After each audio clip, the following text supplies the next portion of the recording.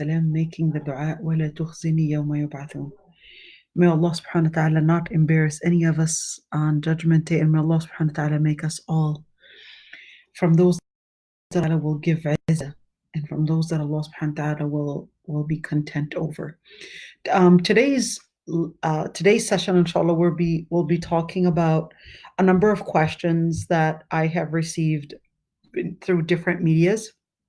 You can also send some questions also on the chat, although I'm going to be answering the questions that I received a few days ago. So inshallah, we'll be covering those first.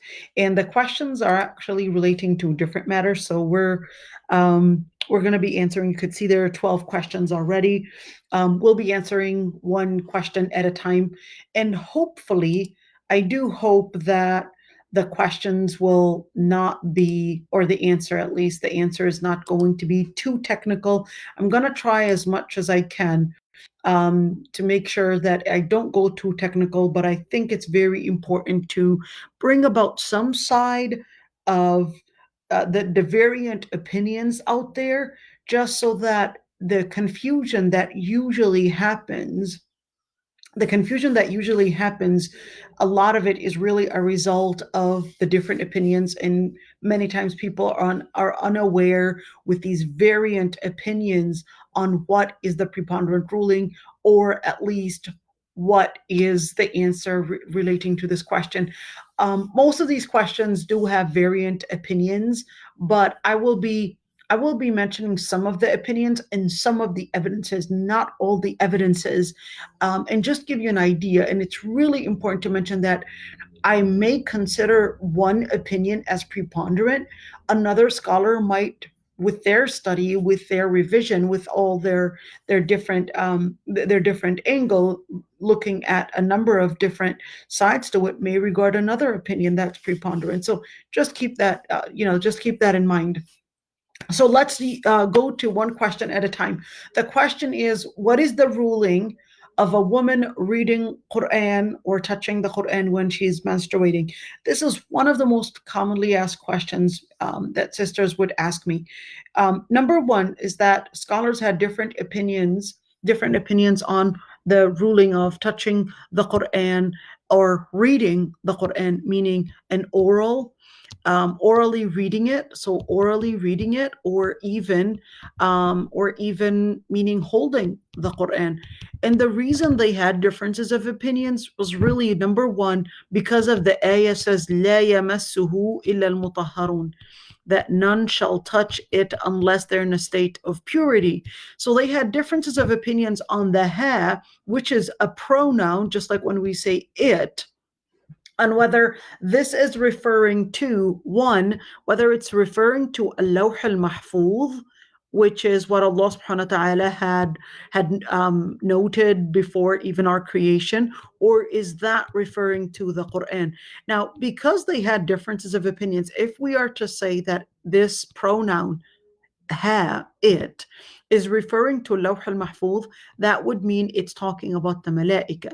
But if it's referring to the Quran, that would mean that it's referring to the people, meaning that none shall touch it. If we say that that pronoun refers to the Quran, meaning you can't touch it unless you actually have tahara. Well, in order to bring about any strength to any different opinion or interpretation or / interpretation, we're going to need to go to the Sunnah. And if you look at the Sunnah, meaning hadith, there are these different hadith, but then here's another problem, is that some of the hadith where the Prophet ﷺ says that I do not permit this Quran or the masjid for any junub aw haad, for any person that is in a state of janaba or in a state of menstruation, that they would hold it, etc. Scholars were actually debating the authenticity of that and other hadith that have, let me say, the same understanding. And because of that debate, the scholars went into a big argument on whether that does prove or whether these number of weak or these ahadith that may be weak or these ahadith do support this interpretation regardless of their weakness, or whether it supports this interpretation. So when we look at all the debate, we see that you got some scholars that said totally that women or a person in the state of Janaba, they cannot hold the Quran or even read the Quran, even if that was orally. So that was opinion number one. So totally not, let's say that way. And the second opinion said, well, there's a difference between holding it and between reading it. So reading it to mean orally, and holding it to mean you're actually grabbing it. So some of those scholars that said that no, you can't even hold it, some of them went really far and said even if, for example, you've got the Quran on a table, well, that Quran is right now on the table and you can't carry it unless you have what is called ha'il, meaning you're wearing gloves, you're wearing something, you're holding it with some kind of a clip, etc. So some of them went that far. um, Other scholars, they actually, like Ibn Hazm, well, he said, no, there is no differences.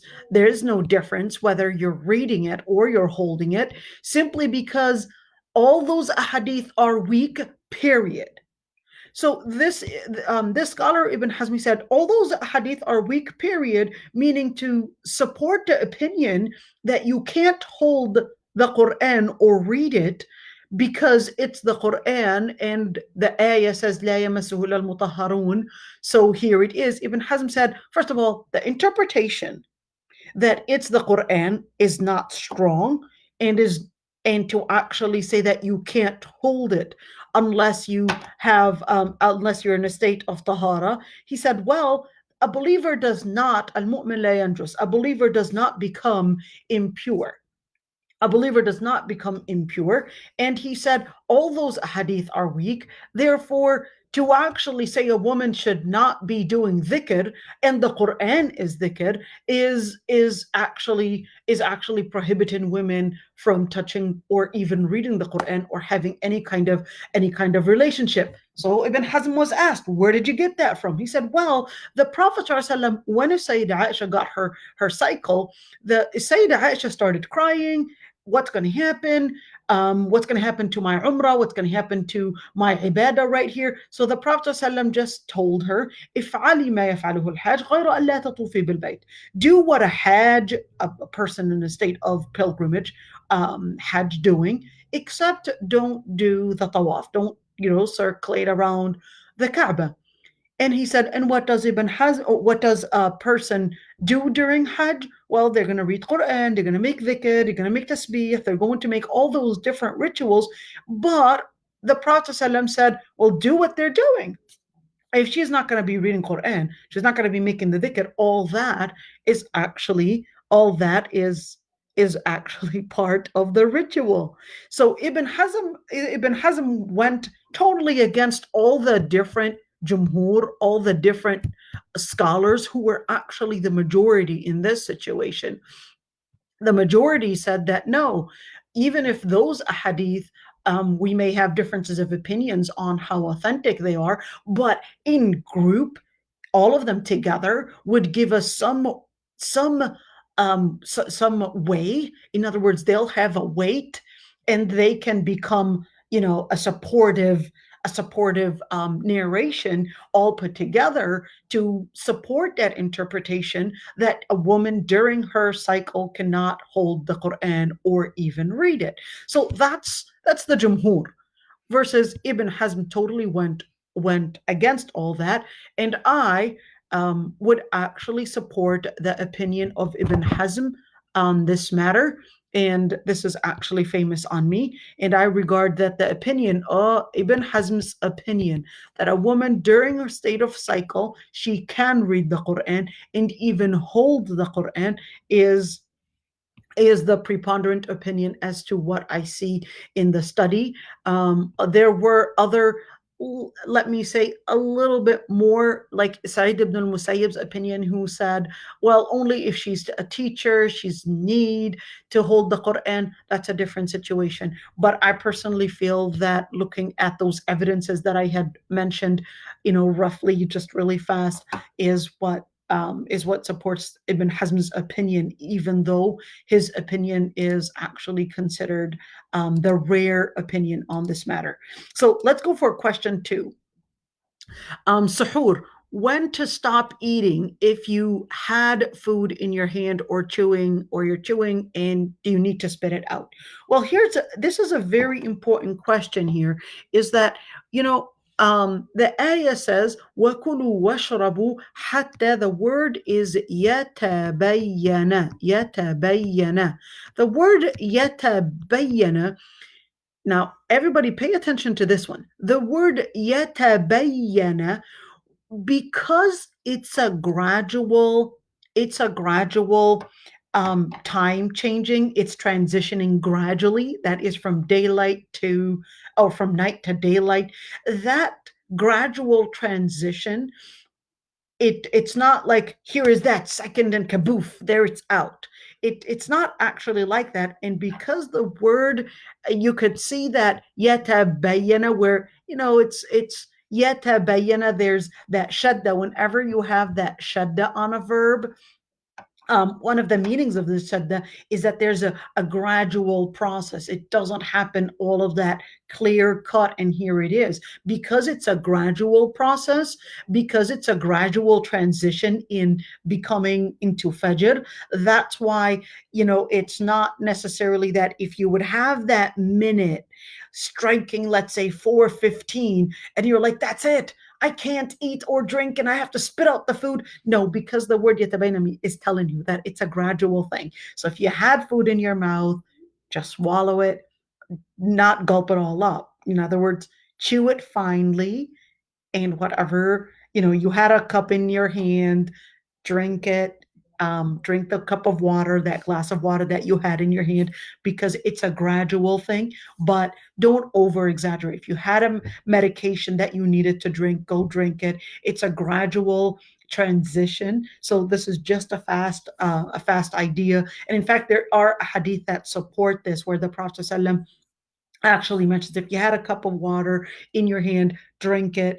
But don't exaggerate and say, well, 10 minutes, 15 minutes. No, we're talking about, just a couple of minutes. And especially when we're actually talking about a situation where there's a need, whether it's a medication or you needed to drink water, severe dehydration, especially with long hours of fasting, etc. So this is just an idea, just a fast answer to that question. In fact, like I said, even with the chewing food, the Prophet actually forbid that you would spit out the food, because it's a gradual process. Here's another question: the issue of husband and wife relations. So the question says, if the husband is asking his wife for intimacy and she's too tired or feeling pain, what is the limit of rejection? Well, number one is that generally, Allah subhanahu wa ta'ala, Allah, or the Prophet ﷺ, actually forbid that a woman would reject her husband when he's asking her to bed, or in other words, he's asking her for intimacy.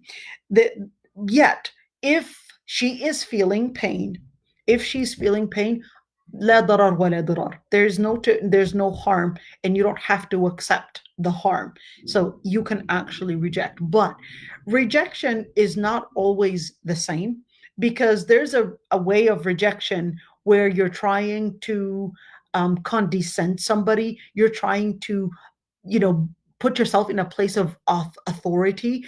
And there's a way of rejection where, you're explaining it to the person, I'm sorry, but I'm right now ill. I'm not feeling so good. My body is aching, etc. And it is definitely part of taqwa that the husband would understand that this woman is actually not feeling so good.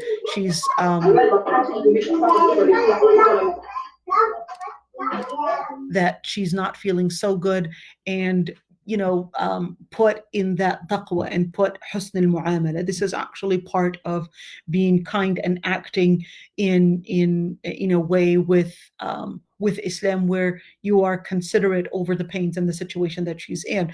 The other part, what if she is tired?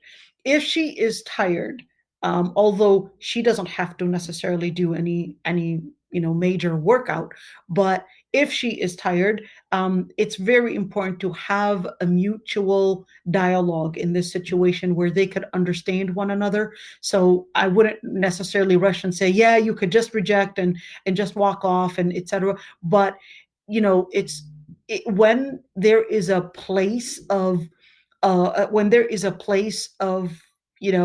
what is the word, but where we're making a dialogue and we're compromising with one another. I think it's very important to hold this dialogue, whether in situations like that or other situations where it involves both sides. If it involves both sides, both bodies, both money, both uh, let's say psychological patients, etc.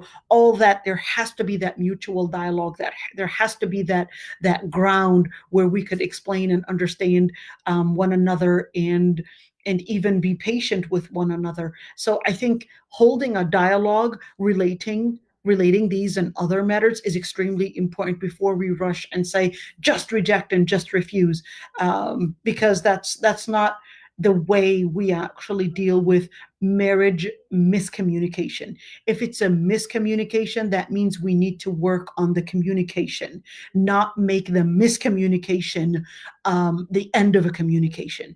So this is a very important part, is that if you're just going to say, I'm just going to refuse because I don't feel like it, etc., then this is another way of miscommunication. So I would say work on making a communication, work on explaining yourself, work on also him understanding that you are not in a mood or you are tired or whatever it is, and that there has to be that ground there, that ground where there's mutual rahmah, there's mutual mercy, there's mutual love, where we would understand each other's bodies, understand each other's psychology, understand each other's circumstances, and that's what actually makes the ground for tranquility, mercy, and love between the couple. Now, the limit of rejection in general, take this matter out. The limit of rejection, when the husband orders the wife certain things. Number one is that الطاعة في المعروف. So generally speaking, that obeying is actually in al ma'ruf, meaning on matters that are on good terms. So we're talking about good terms. So does she have to obey her husband in every single matter? So let's say he says, I want you to eat bananas. And she says, well, I don't like bananas. And he says, no, you got to eat them because I know that you have low potassium. And she says, but I don't want to eat bananas. I'll take, I don't know, potassium supplements instead. And he insisted that she would eat the bananas. And she's insisting she doesn't want to. Does she have to obey the husband or not? Now, two things here is that the obedience is on good terms. And number two, if when we're talking about good terms, there is a place where if it's not relating him, so it relates her alone, and it doesn't relate to the area. Let's say that area, uh, that area meaning that involves his rights. So it's not like she's rejecting his bed. It's not like she's, missing out on house chores, etc. And it's relating to her alone. Then in situations like that, she does have the right to reject and say, well, thank you for caring about my health, but I don't want to eat bananas. They make me throw up, or I don't want to eat it. This is just an example. But it's really important, although, yes, it is permissible for her to reject on issues that don't relate to his rights. But at the same time, it's really important to say, a lot of times sisters, especially sisters, holding this feminist this feminist background. Oh, I don't have to obey you, and then I just want to prove it to you and snap it at you and tell you that no, I'm not going to listen to you, and therefore you don't have the right to give me those orders, and I don't want to obey you relating to this. And it becomes that sword within the household. It becomes a battlefield. So there's a way to reject. There's a way to say thank you. There's a way. Winning the heart is more important than winning the argument, even if it does not relate his rights, even if it has nothing to do with his rights. There's the adab. There's the adab. There are the manners of how to say, I know that it's that you're concerned about my health. I know that this is just an example, but I don't want to eat it. Thank you so much, though. Having that manner can actually win the heart, even if she's not ordered to obey. Same thing. I had a question 2 days ago. A sister said that her husband is ordering her to visit her in laws, and she's insisting that they're always, throwing words and harming her, and that's psychologically affecting her. And she was asking me if she can actually disobey her husband and say, okay, thank you, but I don't want to go to your family's house. I can visit them occasionally, but I don't want to frequently go and visit because they're always using these words that are harming me. Does she have the right to do that? If what if he insists? If he insists, or whether he doesn't insist, he does not have the right to force her to go to her in-laws if she does not want to. But at the same time, we have to learn how to compromise and even say no, even when the husband crosses his boundaries in giving those orders and thinking that every single order that he says must be followed. It's not necessarily like that. If it doesn't relate to his right, it doesn't relate to, let's say, the dynamics within the household, me leaving the house, me, entering somebody that he doesn't want in the house, the way that I manage within the household, children, etc. If it doesn't involve him, and if it's not affecting his rights, he does not have the right to order her. But please, sisters, don't put my words out of context and implement them in the wrong way. Even if we say he doesn't have the right to force you to do something and you have the right not to obey on matters that are not relating to his rights, please don't make that as the ground to make your home a battlefield. There are good ways. There are ways in how to compromise, how to reject kindly, nicely, and win the heart over the argument. It's not an issue of you don't have the right to tell me that. And a lot of times these words, they create a battlefield and not create a home that is a place for mercy, tranquility, and love. That's what we need to learn. We need to learn how to make a dialogue. We need to learn how to create that mutual love and the ground to make our home a place for love, tranquility, and mercy. A lot to say, but this is just in short.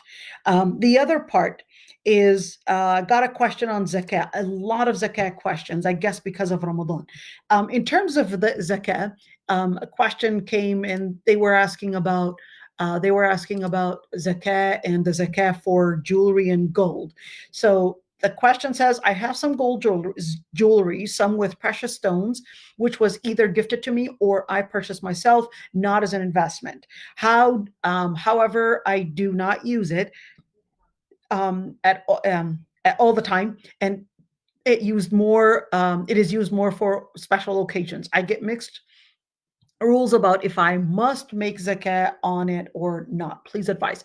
So there are a number of things here. Number one is that things like precious stones, you don't pay zakah on that unless you're using it as an investment, which this questioner clearly said that they're not using it as an investment. But let me define investment. So investment would mean that you're keeping this valuable item as, for future, where you're like, I'll keep it, and one day I'll probably be using it, and I'll sell it, etc., and maybe get a good amount of money. All right. So that's what an investment it is. But if you're like, well, I just love these things and I just collect them, and it's just, for my own beautification, that's what not an investment means. All right. So when it comes to gold jewelry, if it's used for investment, then you would have to do the zakat on that. If you're not using it for an investment, all right, which scholars had different opinions on, if you're not using it as an investment, whether there is zakat on it or whether there isn't a zakat on it, or whether you have to pay zakat at least once a lifetime. So three different opinions here. One, you have to pay zakat on it if it reaches that nisab, meaning that limit, which is 80 grams of gold. And two, there's no zakat on it at all. And three is that you pay zakat at least once a lifetime. So um, those differences of opinions, they actually had different evidences that supported those opinions. But generally speaking, if this is not if this is not gold or silver, all scholars agreed that if it's gems or stones, precious stones, there's no zakat on that. They all agreed on that. But if we're talking about those huli, meaning she's using it for beautification at times, she uses it occasionally. It's not like necessarily she's wearing it every day. All right. Those different types of jewelry, there are different evidences. And some of those evidences were one a hadith where the Prophet ﷺ actually sees a woman, and her daughter had two bracelets, and they were of gold. So the Prophet ﷺ tells her, are you giving zakah on behalf of that? And she said no. So the Prophet ﷺ told her, would you be happy where Allah subhanahu wa ta'ala would replace, instead of these two gold bracelets, two bracelets of hellfire on Judgment Day? So she takes them off and she gives them to the Prophet ﷺ, gives it to the Prophet ﷺ, and she says those are for Allah subhanahu wa ta'ala and his messenger. In other words, donates it. The other part is that the only Sahabi, meaning the Prophet's companions, that actually said that zakat is given on jewelry is actually Abdullah ibn Mas'ud. All the other Sahaba, they mentioned otherwise. But the majority of scholars from the Maliki, Shafi'i, and Hanbali madhab, they actually said if it's being used, meaning occasional, even if it's occasional reasons, that there is no zakah to be paid on that. And Abu Ubaid, who's actually a very important scholar when it relates to finances and it relates to money, he actually said that scholars, most of the scholars, they agreed on that because if it's something that is used for just beautification, then it's not something that you necessarily have to pay zakat on. The other part is that the other scholars, the majority, who said that there's no zakat on those, let me call them cosmetic golds, let's call it that way. The scholars that said that there's no zakah, they actually depended on a number of hadith. And the scholars that said there is zakah on them, they had differences of opinions on whether those hadith are actually authentic or not. So I'm just trying to make the story short. And the reason for that is that there's actually a hadith عن عبد الرحمن بن القاسم عن أبيها أن عائشة زوج النبي صلى الله عليه وسلم كانت تلي بنات أخيها. That Sayyidah Aisha actually she was being a guardian for two of her nieces, and they were actually living within her home, and she did not used to give zakat on that gold. So you could see that there are different contradictory ahadith, but those ahadith, those ahadith that may seem contradictory, it was really because they would have different narrations, and the Sahaba did not all observe the same or hear the same words from the Prophet ﷺ. So in situations like that, it's a huge differences of opinions between scholars, and you could see there are different hadith that each one might actually have a different narration for. But in short, is that it is best at least give zakah once a lifetime. At least give the zakah once a lifetime, and to stay away from all the different differences. And this is actually called al khuruj min al khilaf. When if you're able to give zakah for every single year, this is definitely better. It'll keep you away from the differences of opinions. But if you feel that, no, I think I'll just give zakah once a lifetime, because I'm using it for beautification, I wear it just on those occasions, and you just wanted to give zakah once a lifetime, that's also a very strong opinion. If you didn't want to give zakah at all for them, that is also another opinion. So just trying to make the story short, Al-Qardawi actually wrote two huge volumes just on zakah. And zakat al-hulay itself, I think I remember it took, just discussing those differences of opinions, it almost took 70 pages from his a thousand paged book. It was actually his PhD dissertation. So this is, I'm just saying it in just a few minutes. Here's another follow-up question on zakah. What about if you have an apartment that you're renting out and using half the income to pay an Islamic mortgage? So a number of things here. If you have an apartment that you're renting out, if that apartment belongs to you, meaning you own that apartment or condominium, you own that apartment, then you would have to pay zakah because you own it. But if so if you don't totally own that apartment yet, and you still have to pay the mortgage and completing the mortgage to pay off the value for that apartment, then you would basically look at the amount that you have in savings, because you still didn't pay off that apartment that you own, and you're still paying its mortgage, so you're renting it in order to get that money and paying that money for mortgage. Then in situation like that, then you're going to look at your savings. How much money do you have in savings after looking at that amount of money that you're paying to cover up the mortgage and to cover up all the expenses that relate to that home, probably the insurance on the home, probably the mortgage, probably, I don't know, certain things that you have to cover up, maybe lawning the grass, whatever it is. So you're going to take out all those expenses. You're going to take out all those expenses, and then you're going to look at, this is how much I have savings after taking out all those expenses. And these savings I've had for a whole year that are more than approximately $3,500. And that's what you're going to pay 2.5% on that. Another follow-up question. Someone owes me $700. Can I just forgive them, or forgive them? Sorry, here I said forgive me, but forgive them and let that be the zakah money. So differences of opinions between scholars relating to that. And the reason why they had differences of opinions is because the person, when they lent that person the money, they did not have the intention that that would be zakah.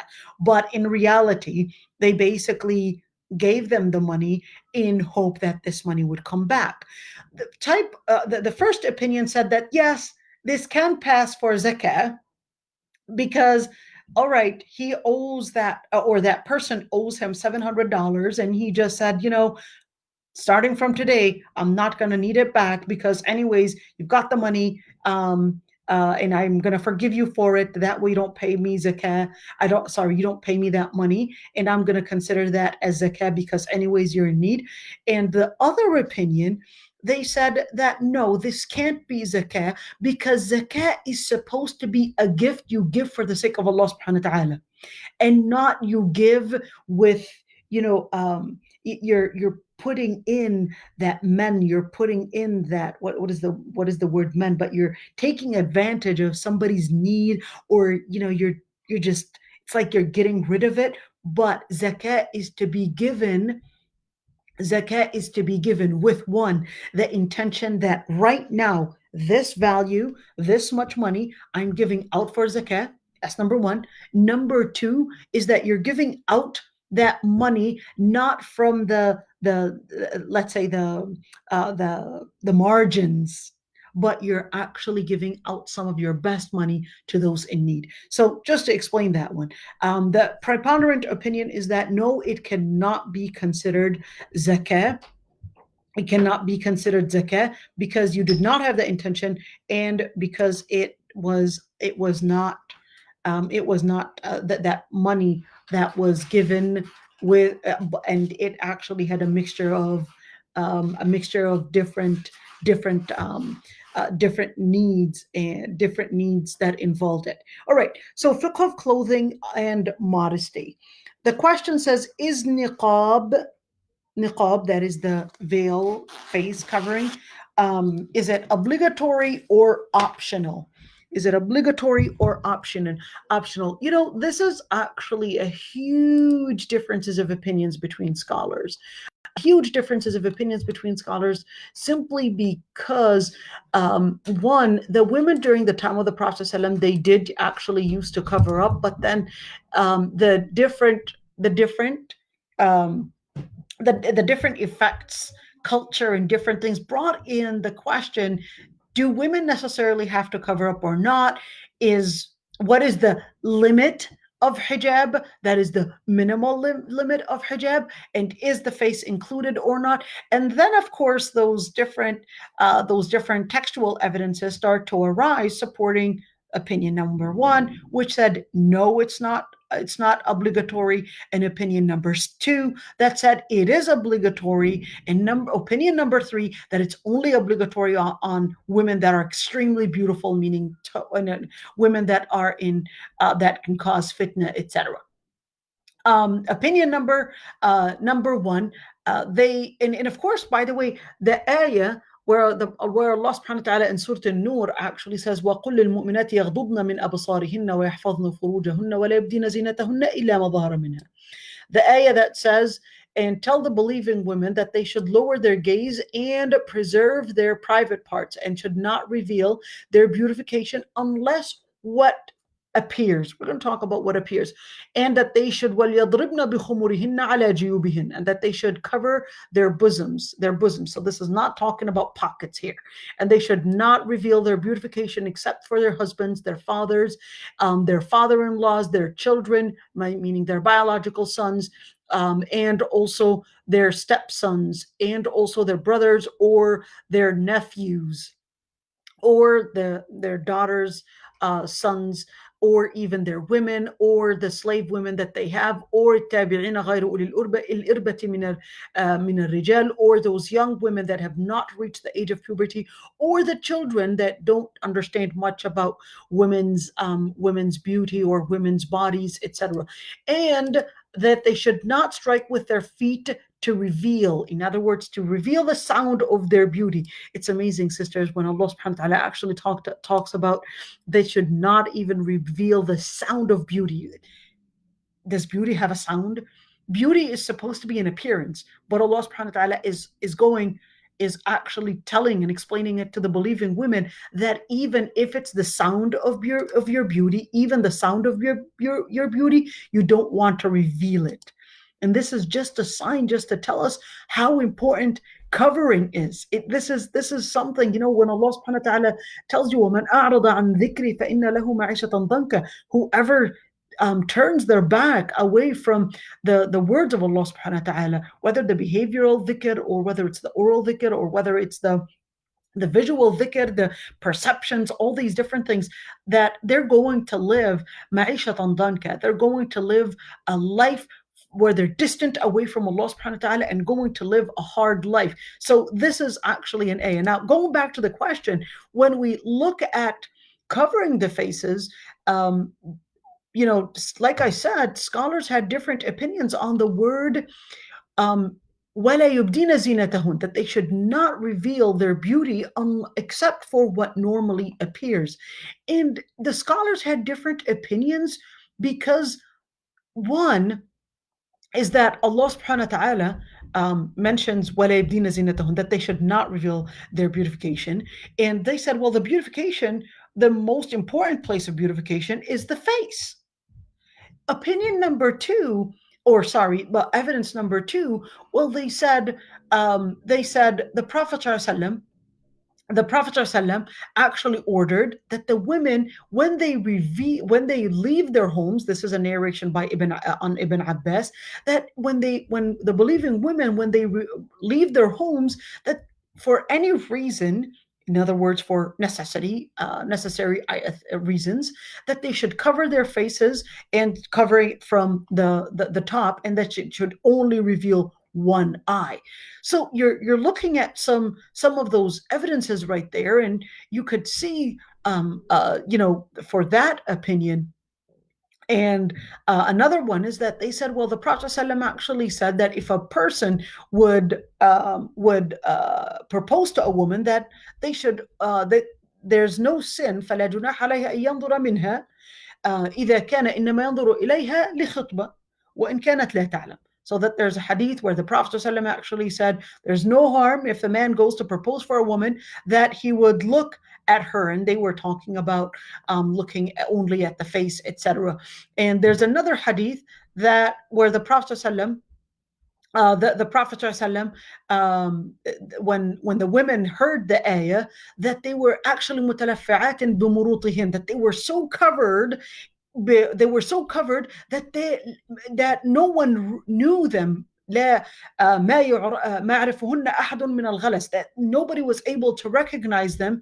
Is it because their clothes were so covered, or is it because it was nighttime? So there are so many differences of opinions relating to that. But here's the second opinion. The second opinion said that no, it's not even obligatory. It's not even obligatory, and that covering the face was obligatory on the Prophet ﷺ's wives and not obligatory on the rest of the women. They said, well, wait a minute. The hadith, we've got a hadith, and the hadith that we have actually says that the Prophet ﷺ saw Asma bint Abi Bakr, and he told her that, oh, Asma, when a woman reaches the age of puberty, none shall appear from her except her face and her hands. Now, the dialogue between the scholars on this matter or the discussion between them is it's a very old discussion.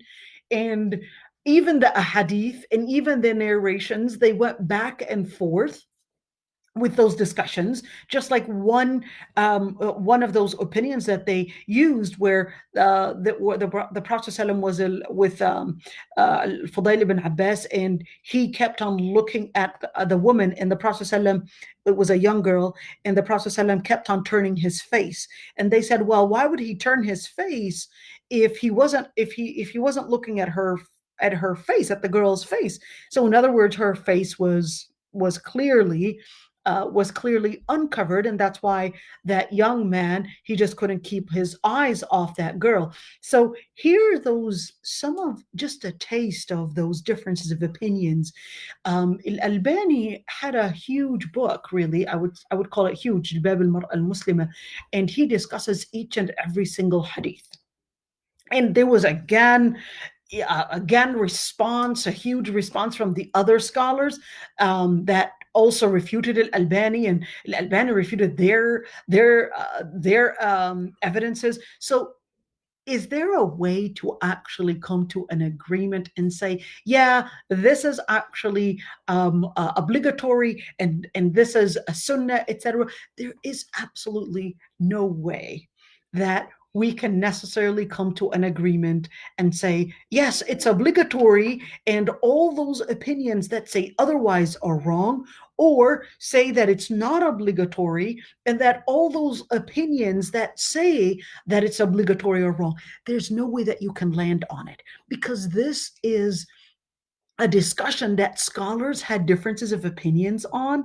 And it's not like you're going to find a hadith hidden somewhere all of a sudden.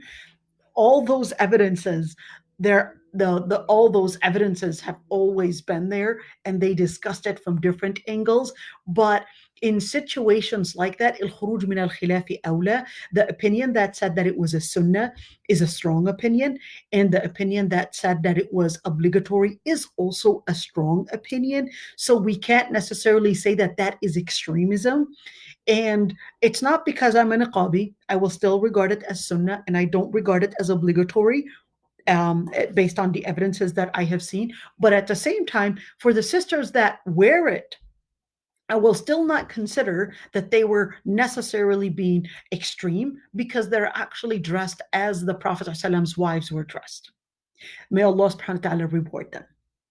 And this is something that many, in fact, majority of scholars would actually consider as the best opinion. The other opinion also holds some weight. And I would say in situations, is it optional? I wouldn't use the word optional. I would say sunnah, because the word optional would mean leave it to the person, but the word sunnah, meaning that you will be rewarded for doing it if you're doing it for the sake of Allah subhanahu wa ta'ala. And if you don't wear it, you won't be at sin for not wearing it. That's the least to say that what the definition of sunnah would mean. If we were to say that it's obligatory, that would mean that women are at sin for not wearing it. But if the sister wanted to consider that opinion, this also holds some weight as well. So let's at least say, Alhamdulillah, that there are differences of opinions. People have different situations. And in situations like that, I think it's very important to learn how to embrace those different opinions that scholars and each side had supporting evidences to support their opinion. Let's say it that way. And again, I don't regard it as obligatory. I'll say that again. And I still regard it as a sunnah, but I still do practice it, although that is the opinion that I regard as preponderant. All right, so a follow-up question to that. If a woman was featuring in a documentary and talking about a topic with her niqab on, is this acceptable? So in general, whether she's in a documentary or whether she is on a stage, as long as she's covered up, even if she regarded it as wajib, she would still be covered up. So whether it's one person viewing it or whether it's multiple people viewing it, well, anyways, she's appearing in the full hijab anyways. It doesn't make a difference. So she can appear in a niqab on a documentary or on stage or on TV. It doesn't matter. Why don't I just wear my niqab and appear on camera? I think putting a PowerPoint would make more sense than to be covered up and all to be covered up and put a screen shot on, or screen photo or whatever, the video is on you and you're all covered up. I think it makes no sense. But if somebody feels that, no, that's what I want to do, well, it's not haram. She's anyways covered up. So it's a personal preference. Personal preference. It's not haram or halal. It's a personal preference. And whether she's a niqabi or not, it's the same thing. It's not that if you're a niqabi, you've got extra restrictions, because whether you're a niqabi or not, the restrictions are going to be the same in terms of how you appear, in terms of who you deal with, and the circumstances that you put yourself in. It doesn't mean that if you're niqabi, you are going to be putting yourself in more restriction. It doesn't mean that. The restrictions are going to be the same. It doesn't mean that. Um, all right, so I hope I answered that question. All right, so here's another question. If a woman goes to study Islamic studies somewhere in a group and there is a male teacher, is this acceptable or not? So, a number of things to say when we talk about having a male teacher. Number one is that when we're talking about male teachers, please keep in mind. I have this. I get these issues very often where sisters confuse a male teacher and their own mahram. Your own male teacher is a male teacher. He's not your mahram. So a lot of those, and a lot of those issues that actually come to my office where male teachers have transgressed the limits with the sisters. I don't want to exaggerate and say often. It's not often, but because many times that's not what we would expect from them. The story becomes that surface story, the story on the surface where everybody is talking about. It can happen, but I wouldn't necessarily say often as many times people would exaggerate. If a woman studies with a male teacher, it's not haram to study with a male teacher, but with certain guidelines, just like the guidelines in dealing with men, whether you're dealing with those men in your workplace, or whether you're dealing with them as classmates, or whether you're dealing with them in your education, whatever reason, or even if you're dealing with them in a mall. The situation is actually going to be, or their regulations are going to be the same, where number one, must lower the gaze, because Allah subhanahu wa ta'ala says, قُلْ لِلْمُؤْمِنِينَ يَغُضُّوا مِنْ أَبْصَارِهِمْ وَيَحْفَظُوا فُرُوجَهُمْ ذَلِكَ أَزْكَى لَهُمْ إِنَّ اللَّهَ خَبِيرٌ بِمَا يَصْنَعُونَ. And at the same time, He tells the women, وَقُلْ لِلْمُؤْمِنَاتِ يَغْضُضْنَ مِنْ أَبْصَارِهِنَّ وَيَحْفَظْنَ فُرُوجَهُنْ. So in other words, lowering the gaze is always supposed to be there. So what if she needed to learn from the teacher? In other words, she's visual, she needed to see hand movements, etc. That's absolutely fine, as long as your intention is, to, let's say, do that visual contact for the sake of education. So that's a totally different reason, unless your intention is right now changing. The other part, which is وَلَا يَبْدِينَ زِينَتَهُنَّ إِلَّا مَا ظَهَرَ مِنْهَا, that they should not reveal their beautification. And this is extremely important, that not reveal their beautification. It actually comes with not only the outer appearance, but it also comes with the behavior. I studied, and I've always, throughout all my life, I only studied in an all women's school only once in my lifetime, only 1 year. But all the rest of the years it was always in mixed men and women, that is, mixed schools. Even in Sharia schools, my master's, my bachelor's, my schools, all my life, it was always mixed. And unfortunately, many times sisters think that hijab is only in covering the body, and that's actually not right, because behavior is also included with hijab, in where many times sisters would be with their hijab, but you could hear their laughter, and you could hear themselves, they're teasing one another, and you could see the behavior is trying to bring attention. And even if it's a male teacher, not because he's a male teacher, it doesn't mean that, oh, because he's a teacher, he holds a different rank than the rest of the students.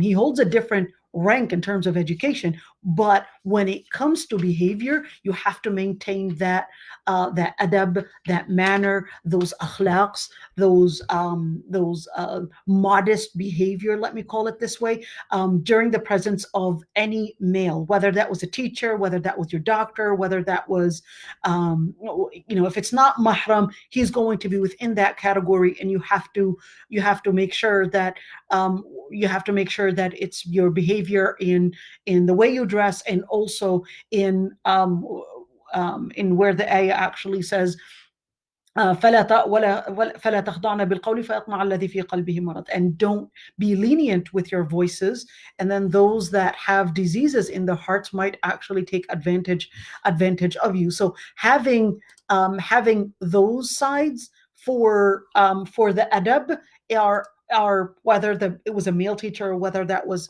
co-workers or friends around you, or not friends, sorry, take that out, or classmates around you. So فلا تخضعن بالقول فيطمع الذي في قلبه مرض. Don't be lenient with the voices. And when we say don't, when the ayah says, and this is in Surah Al-Ahzab, ayah 32, فلا تخضعن بالقول, that includes one, الخضوع بالقول is when they're speaking in, changing their voice tones, or probably trying to be lenient, joking around, being silly, whatever it is, that when there are men present that are not mahram, that you should not be doing that. In other words, it contradicts the whole concept of hijab.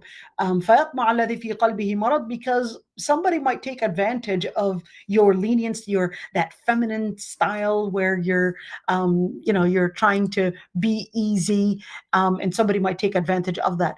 The other part, it also includes the walking, and Allah subhanahu wa ta'ala actually says, وَلَا يَضْرِبْنَ بِأَرْجُلِهِنَّ لِيُعْلَمَ مَا يُخْفِينَ مِنْ زِينَتِهِنَّ. So even the way you're walking, the gait, how do you walk? Are you walking with this, this gesture, or the body gait where you're trying to again bring attention, or trying to attract the people around you? So that this is something really important. Even the way you walk can reflect the hayat, can reflect the manners that you would have. And that's why Allah subhanahu wa ta'ala in Surah Al-Qasas actually says that the woman فَجَاءَتْهُ إِحْدَاهُمَا تَمْشِي عَلَى اسْتِحْيَاء, that a woman came to the Prophet Musa alayhi salam, and she was walking ala istihya, she was walking with that with bashfulness. So when we're looking at these, the appearance and how you behave, this is really important. But it's also that even if it's your teacher, the Prophet ﷺ actually said that that any man and woman, if they're alone together in a closed place, then the third one that is going to be present is actually shaitan. So don't be alone with your male teacher. I know that many times sisters are shy to say, sorry, but I have to bring a chaperone with me, or I have to have another third party, or can you please leave the door open? Sisters, don't be shy to say and implement Islam in action. Never be shy. You got to be proud of your Islam. Allah subhanahu wa ta'ala put these regulations for your safety and for your sake. For your safety and for your sake. So any area, Allah subhanahu wa ta'ala says, وَلَا تَقْرَبُوا الزِّنَا, don't even get near zina. You may say, well, I didn't mean it for the sake of anything. I just wanted to ask a question. If you wanted to ask a question right now, you could probably use the phone. Maybe you could get somebody else with you. If it's a personal question, maybe you could use another method. And my advice always, even if it's the best scholar in the world, sisters, maintain your privacy as anonymous as you can. As anonymous as you can. Preserve your honor, preserve your privacy. You never know how things turn around. Maintain your privacy and leave it there for yourself. You need to write it down. You need to and maybe make it in a narration style question, where say, well, one of my friends is wondering, she asked me to ask the question goes as follows, and instead of saying that this is relating to you, preserve your privacy as much as you can.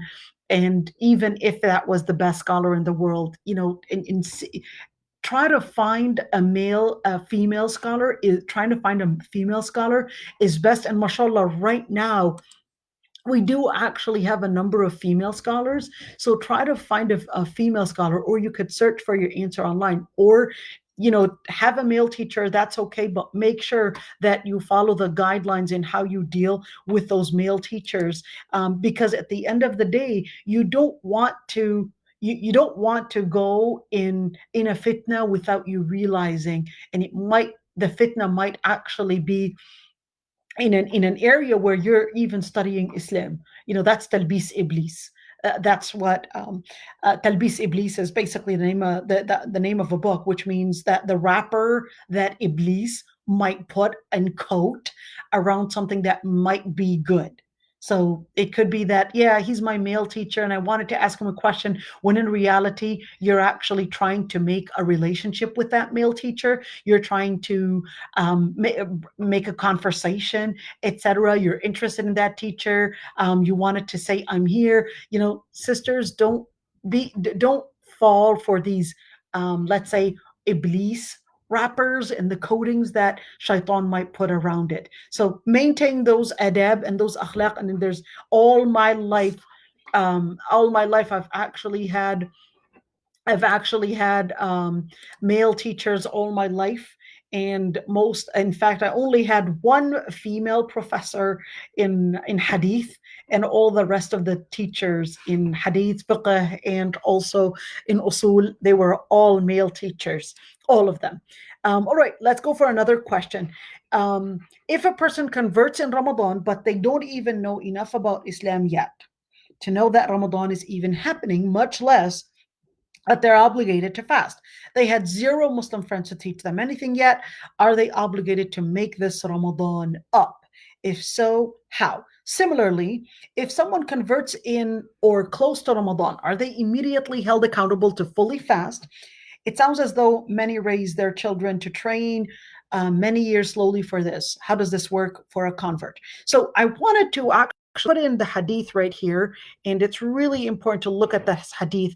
The Prophet ﷺ, this hadith is actually agreed upon between Bukhari and Muslim that it's authentic. So here's the hadith. The Prophet ﷺ sends Mu'adh ibn Jabal. He sends Mu'adh and he said, the Prophet ﷺ says, إِنَّكَ تَأْتِي قَوْمًا مِنْ أَهْلِ الْكِتَابِ. He said, you're going to come across people that are from the people of the book, Christian or Jew, that is.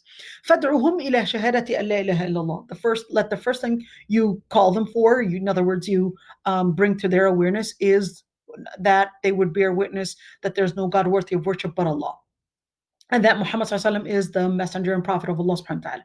فَإِنْ أَطَاعُوا لِذَلِكَ, if they obey to that. So in other words, here we go.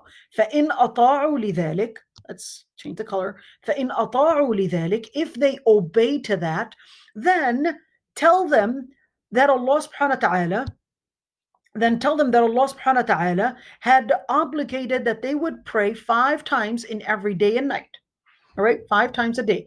If they obey to that, here's that key word. If they obey to that, then tell them that Allah subhanahu wa ta'ala, in other words, bring to their awareness that Allah subhanahu wa ta'ala had obligated that they would pay a sadaqah, that is zakah, that it would be taken from the rich and given to the poor.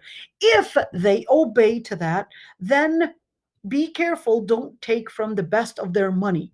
And وَاتَّقِ دَعْوَةَ الْمَظْلُومِ, and be careful, in other words, be cautious from the dua that an oppressed person would make, because there is no barrier between that dua and Allah subhanahu wa ta'ala. What does this actually teach us? That the word فَإِنْ أَطَاعُوا لِذَلِكَ, if they obey to that, meaning that there is the gradual process in how the person embraces Islam, how the person grows within Islam. So it's not necessarily that, yeah, let's start right there, and let's start right there, and you've got all these different duties, and you're going to be implementing it from day one. That's not necessarily accurate like that, because we could see from this hadith that there is that gradual process, to grow. At the same time, I want to say a story that I one time heard, that man, he became Muslim, and when he converted to Islam, they told him that he was supposed to get circumcised. So he was so afraid, and he said, I'm not ready for that. They said, okay, well, if you don't get circumcised, we're basically going to need to implement the hadd al-ridda on you, meaning we need to kill you. So he said, it's either you cut that or that. And this is really important to mention. Don't scare people off. It's a gradual thing. It's a gradual embracement. It's a gradual growth. It's just gradual spiritual growth.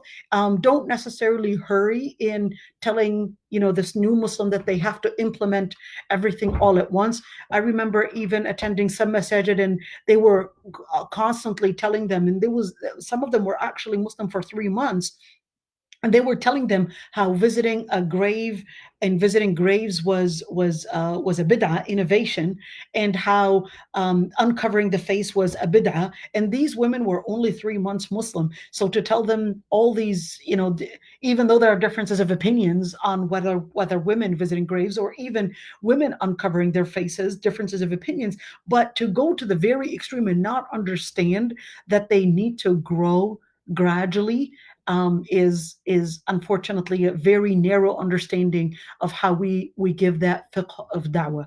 There's a fiqh of da'wah. There's a fiqh. There's an understanding. There has to be awareness in how we give da'wah, and we help those that are coming into Islam. We help them grow gradually until they're prepared. So it starts with probably bringing it to their awareness and see how they can add that into their lifestyle, and one thing at a time. And hopefully, inshallah, when they see others doing it, the support, maybe other reverts giving them tips on how to start practicing some of those things. I think it's really important. That gives great support, and don't underestimate that support. So don't rush in giving them all the rules all at once and think, oh, that's it. Their iman is not serious. They need to grow. They need to grow. Are they obligated to make up that fast? Are they differences of opinions between scholars on that? So all I could say is give them that space to grow, and don't rush things. Don't rush things. Give them the support rather than giving them all those all those, what is the word that I could use? Those labelings. Don't rush in giving those labels.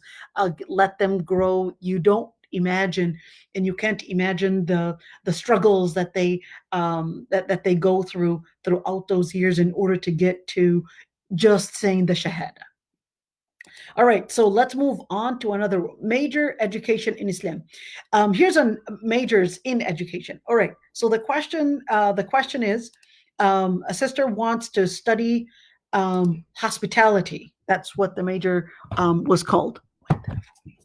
A sister wants to study hospitality, and she is wondering which is wedding planning, events, and all those different planning, and what does Islam say about that. Now, a number of things to say about this is that this field includes accounting, it includes setting up events, it includes learning how to housekeeping, all those different things in hotels, and major in banquets, and all these different things. So having that being said, there are a number of regulations in Islam to maintain your spirituality. So, if that involved, for example, where you are now planning and becoming part of, let's say, haram event.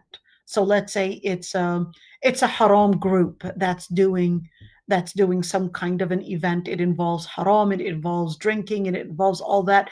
Don't be a part of that. If you're able to do that, well, that's actually good news. And same thing when we're talking about what's it called? It involves, let's say, riba. If it involves the counting riba, etc.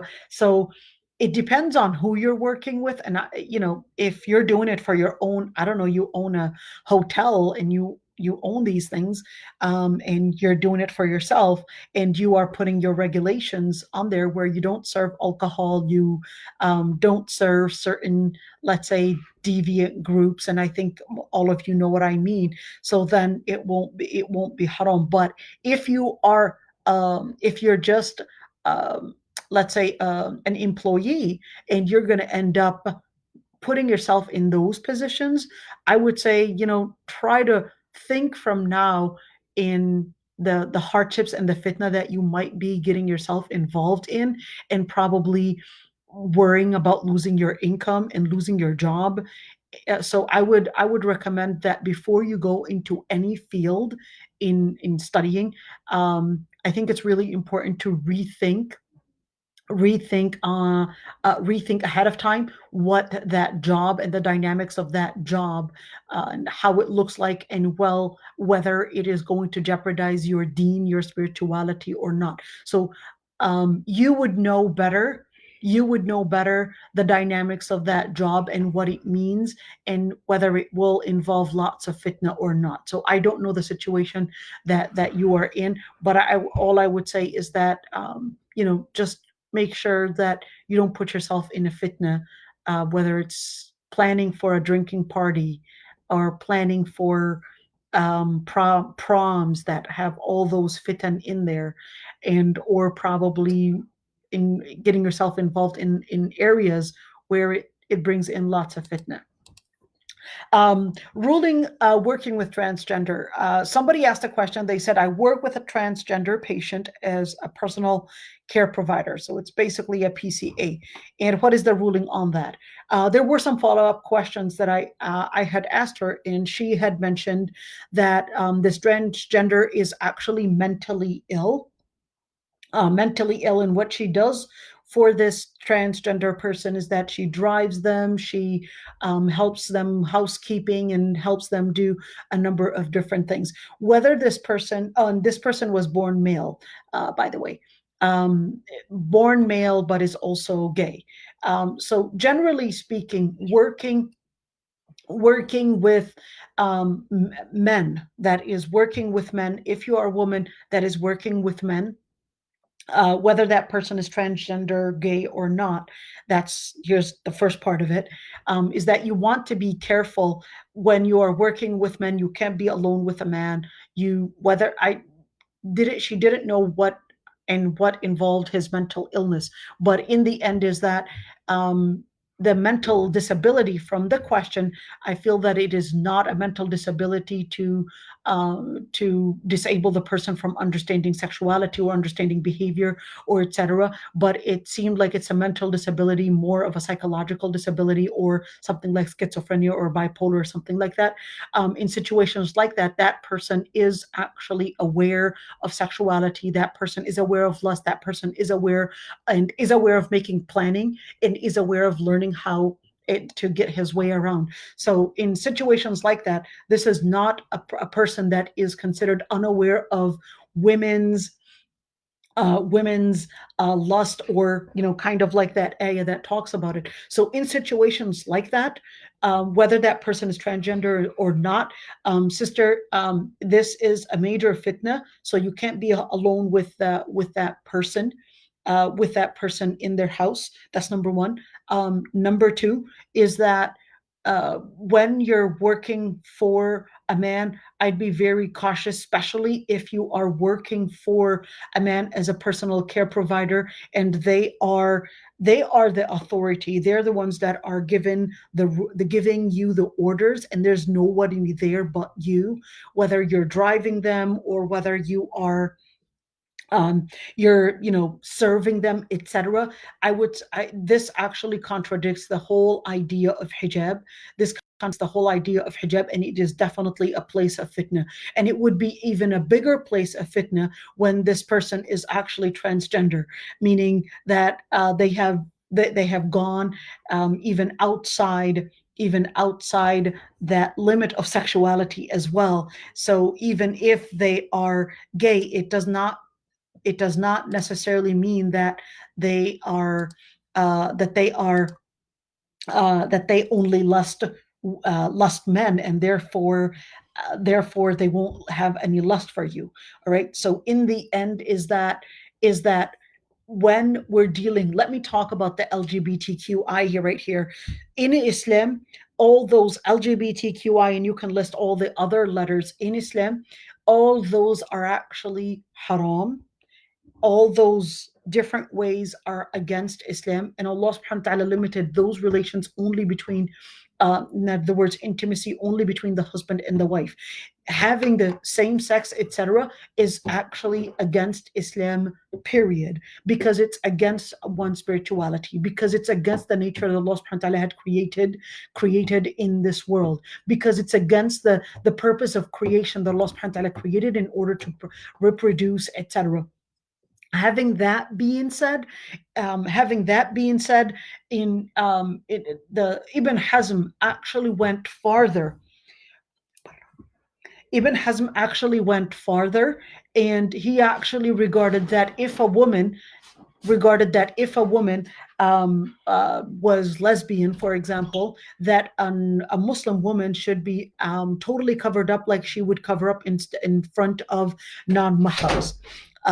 So something to really think about. So and I personally regard that as a preponderant opinion from Ibn Hazm right there. So this is the second time that I support Ibn Hazm on this, because I did have a number of sisters that told me that they were actually lesbian, and they couldn't help themselves in seeing the sisters, the other, and they were hijabi, that actually came to my office.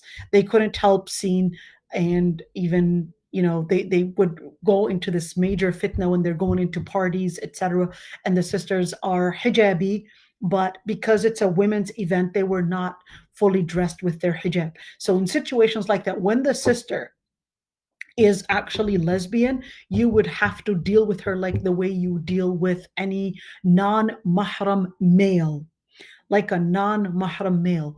And may Allah subhanahu wa ta'ala, for those sisters that are going through this fitna, may Allah subhanahu wa ta'ala, guide them, and may Allah subhanahu wa ta'ala give them the spiritual guidance to help them get out of this fitna. I know a number of sisters, and trust me, they would be crying in tears, telling me of, you know, how they were working on getting out of this, and facing a lot of hardship. But it has a number of different categories in where it affected their heart. It's a fitna. May Allah subhanahu wa ta'ala give them tazkiyah in their qulub, and may Allah subhanahu wa ta'ala keep us away from this fitna. Keep us away from this fitna. It is indeed a dangerous fitna that can fully control the heart without one realizing. Let's move forward, inshallah, with the rest of the questions. Um, is it permissible to wear synthetic hair braids? There are three different opinions on this matter. Number one is that it's haram, period, whether it's synthetic or real hair. Opinion number two is that, which is a Shafi'i opinion, it is that it differs between a non-married woman and a married woman. So Shafi'iyah, they regarded that if it's a married woman and she's using non-synthetic hair, and the husband is absolutely fine with it, they said, well, that's absolutely fine, because he's already fine with it. And anyways, it's synthetic, and it's not real human hair. And the third opinion, which is the Maliki, they actually regarded that any type of extension, whether it's synthetic or not synthetic, is haram, but regarded a wig as not haram because you're putting it. In other words, you're placing it on your head and you're not making an actual extension. What is the preponderant? What is the preponderant opinion that I regard is that since it's synthetic hair, you can actually braid it with your hair and it's not haram if it's synthetic. But one thing that must be noted is that in times where you have to do ghusl for the complete body wash, in situations where your cycle ended, you have to unbraid your hair and let the water fully through your hair. But if the body washing is because of janaba, meaning after intercourse, you don't have to unbraid that synthetic slash real hair that is your own natural hair. You don't have to unbraid it. So if we're talking about once every month you're unbraiding it, I don't know what it costs for the colored sisters to actually put those braids. I know it costs a lot, but just something to keep in mind.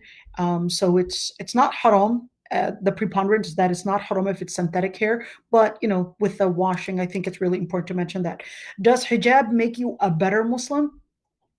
Anything that you implement in Islam, anything that you implement in Islam, whether it's hijab, whether it's dhikr, whether it's siyam, whether it's salah, whether it's giving sadaqah, zakah, etc. And that was clear that Allah subhanahu wa ta'ala actually said وَقُلِ الْمُؤْمِنَاتِ يَغْضُضْنَ مِنْ أَبْصَارِهِنَّ وَيَحْفَظْنَ فُرُوجَهُنَّ وَلَا يُبْدِينَ زِينَتَهُنَّ. The ayah was clear. You can go back to it. It's in Surah An-Nur, ayah 31, and there's another ayah in Surah Al-Ahzab in ayah 59 where it clearly says that women should not expose their beauty, in other words, their body slash their body, unless it is for their fathers, and we mentioned the details of who it can appear in front of in Surah Al-Ahzab as well in Ayah 59. So we've got a number of different ayat that actually speak about that. And in Surah Al-Ahzab, the Prophet Allah subhanahu wa ta'ala actually says, يا أيها النبي قل لأزواجك وبناتك ونساء المؤمنين يدنين عليهن من جلابيبهن ذلك أدنى أن يعرفن فلا يؤذين وكان الله غفور رحيما. The ayah clearly says, O Prophet of Allah, tell your wives, your daughters and the believing women, that they should cover on with their garments so that they would not, in other words, actually, meaning known for their bashfulness, known for their Islam, etc. ذلك أدنى يعرفن فلا يؤذين. That way they would not be harmed. In the end, is that there is no differences of opinions on the obligation of hijab. And the Prophet ﷺ actually said in the hadith that there are two people that I have not seen that are actually part of hellfire. In other words, they weren't there during his lifetime. And he said that a group of people that would whip people with type of whips that look like cow tails, and the other part, which is nisa'un kasiyatun ariyat, women that are dressed yet naked. They walk with more of with a gait where it has lots of shaking, meaning they're not shaking, but what is the word? Ma'ilat or mumilat, meaning they're kind of lenient. They're not firm in their steps. They're not firm in their gait. رؤوسهن كأسنمة البخت.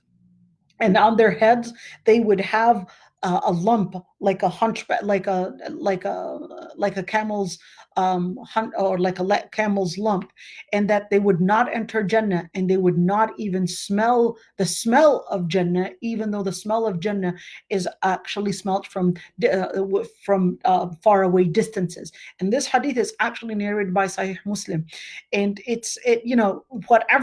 whatever you apply from Islam, yes, it will actually increase your iman. It will increase your Islam, and that's something that Allah subhanahu wa ta'ala had sent as regulations to help you grow in your Islam in order to become a better Muslim. I'm going to go to the questions that were sent here. So I'm going to take one question at a time. I know that there are plenty. I hope I'm able to get through some of those questions. I wear a nausea patch that is behind my ear every day due to a medical condition. It's a quarter-size patch that delivers medicine. Do I have to take it off to ghusl from a major impurity? So the patch itself, let me right here. The patch itself, you're supposed to be taking it off if you are doing ghusl, but because the patch is for a medical necessity, and there was a follow-up question, so do I have to take off that patch? You don't have to take off the patch for a medical necessity. And if she were to take off that patch, the elastic part of it won't stick anymore. And there's going to be a chance where that adhesive part might wear off. So in situations, because of medical reason, you don't have to take it off. There was a question there was another personal question. So some of the personal questions I'll answer privately, inshallah. Can you okay, here we go. Okay, Okay. Another question says, I would like to start a new habit of staying away from Fajr to Shuruq. I don't understand how to do this. I'm told you have to stay on your prayer carpet, and I'm also told you have to be in the masjid. Do you have to do dhikr? What dhikr to do for it to be accepted? Can you do this at home? Yeah, you could actually do this at home. So we're talking about, doing dhikr. You can actually do this at home.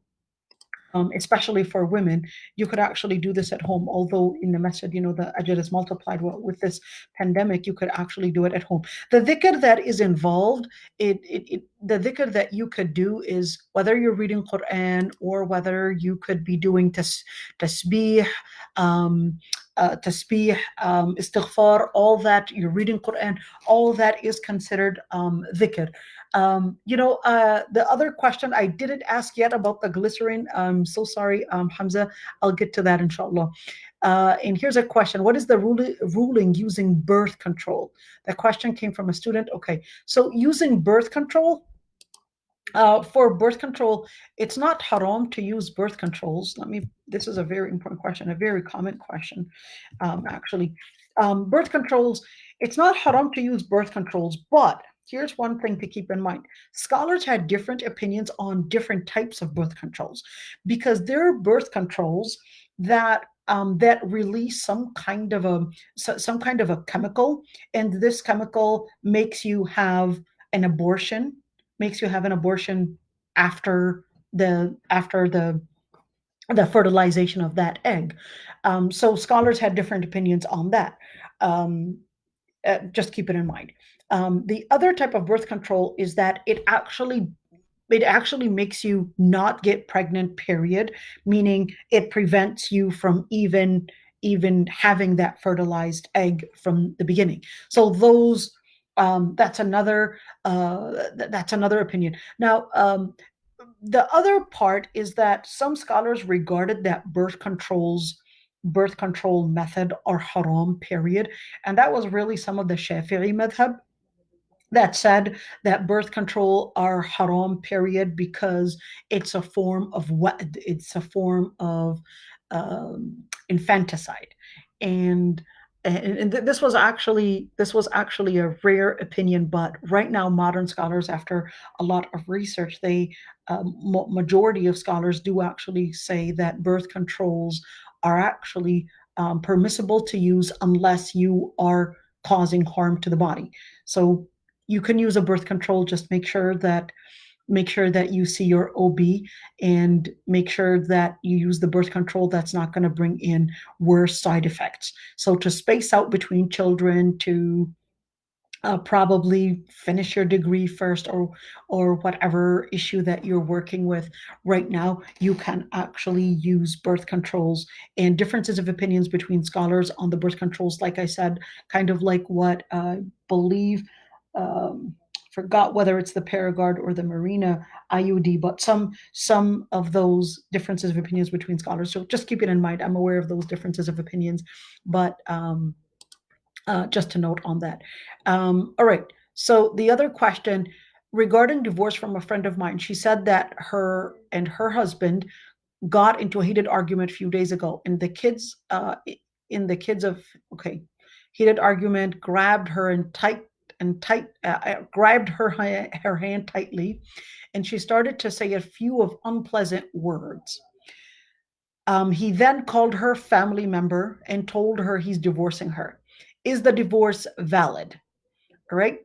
The family told him he has to do it in front of a man, not with her. Fired the divorce. Okay. She's on her menstrual cycle. She listened to the hadith that while the woman is okay. So a number of things here. So we would have to interview the husband to see when he said that he's going to divorce her or he's divorcing her. We would have to see what the actual words were. It doesn't have to be in front of a man or a woman. It can be him and himself alone in a closed room. It doesn't have to be him and a woman, all right, or a man. So we would have to interview him. Can you tell us exactly what you said? Can you tell us what you meant by that? So if his words were clearly said, I'm divorcing you, you are divorced, all right?